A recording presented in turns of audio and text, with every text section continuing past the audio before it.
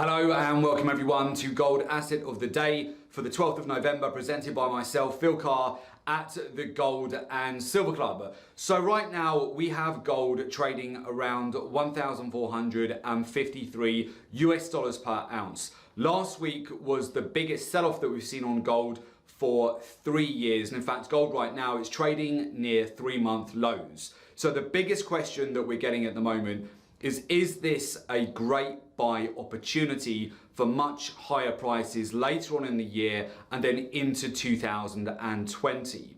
So to answer this, we have 3 major news items you want to pay a lot of attention to over the course of this week. We have Donald Trump, who is scheduled to speak today at 12 p.m. Eastern Time.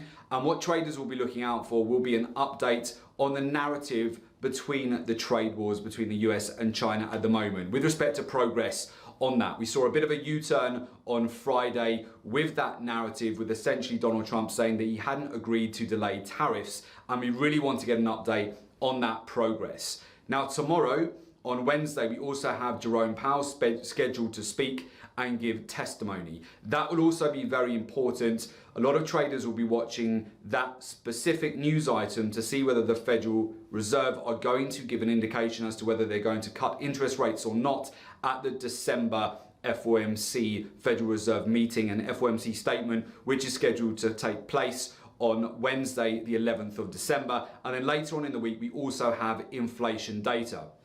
So it's going to be a very important week. From a cycle point of view, typically over the month of November, the low is actually put in either this week or right at the beginning of next week. So far, we've been seeing a lot of support around that 1,450 US dollar per ounce level. We've been consolidating at that zone.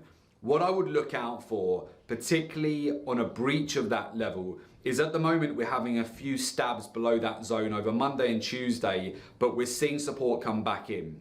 I would watch out for 2 real catalysts for that. So potentially, if we do get optimistic progress and a narrative from Donald Trump that there's going to be more of a resolution between the US and China, that's where gold could stab lower and we could break down to approximately that 1,440 zone. And we want to watch out to see whether buyers would come in at that level and quickly rocket the price back towards the upper end of the recent channel. So I would be looking out for a potential rotation in that scenario back out to around 1,475 to 1,480 US dollars per ounce. If we were to see that, it's possible that if gold was to really have a washout, then we could break back down to around the 1,430 level. And that, of course, magnetic level below is around 1,425. And then 1,400 is a very key level where I would expect some big investing to come in at that zone and some big buyers to pick up positions if we were to get as low as that. I'm not expecting that for this week, but I'm giving you a case scenario if we were to see a flush out to the downside.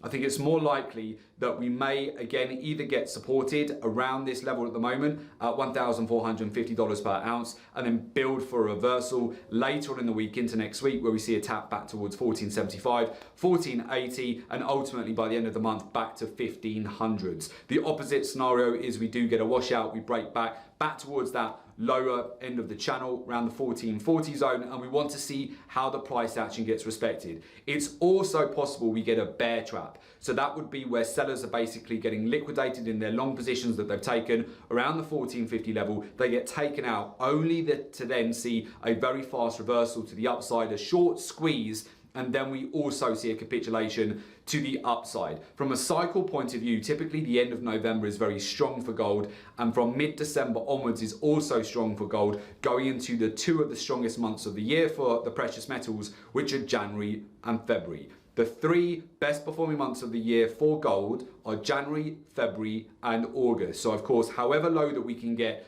between now and the end of this year could really set up for some fantastic opportunities to pick up longer term positions and even swing trades into that very seasonally bullish time of year. So those news items are definitely going to be catalysts for explosive moves over the course of this week. So with that, that's been Gold Asset of the Day. And of course, I wish you good trading.